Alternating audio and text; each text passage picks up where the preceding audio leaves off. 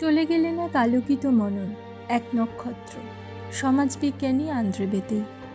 চন্দননগর স্ট্র্যান্ডের উপর অবস্থিত চন্দননগর শ্রী অরবিন্দ বিদ্যামন্দিরের জুনিয়র সেকশনের যে স্কুল বাড়িটি, সেটিই ছিল তার পৈতৃক নিবাস।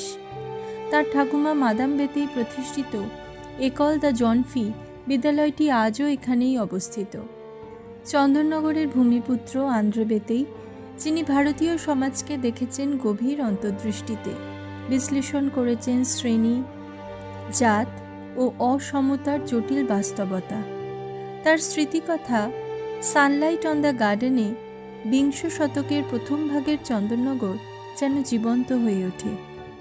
চন্দননগরে ফরাসি সমাজের উপস্থিতি, নেটিভ বাঙালিদের থেকে তাদের দূরত্ব বজায় রাখার প্রবণতা, সমান্তরালে তার বাঙালি দিদিমা শ্রীমতী শিবানী মুখার্জির হিন্দু পারিবারিক পরিসর, এবং অন্যদিকে তার ফরাসি ঠাকুমা মাদাম বেতেইয়ের সাধারণ ফরাসি পারিবারিক জীবন।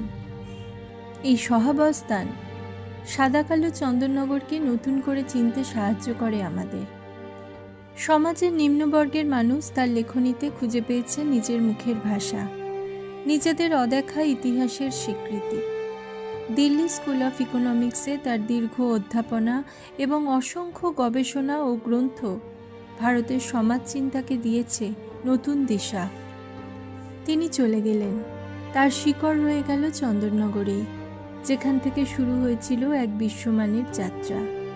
আজ তার প্রয়াণে আমরা শুধু এক মানুষকে নয়, হারালাম এক যুগের বিবেককে। তার লেখা, তার চিন্তা আগামী প্রজন্মকে পথ দেখিয়ে নিয়ে যাবে আরও বহুদিন। শ্রদ্ধাঞ্জলি আন্দ্রে বেতেই, আপনার আলো নিভে যায়নি, সে আলো জ্বলবে জ্ঞানের প্রতিটি অনুসন্ধানে।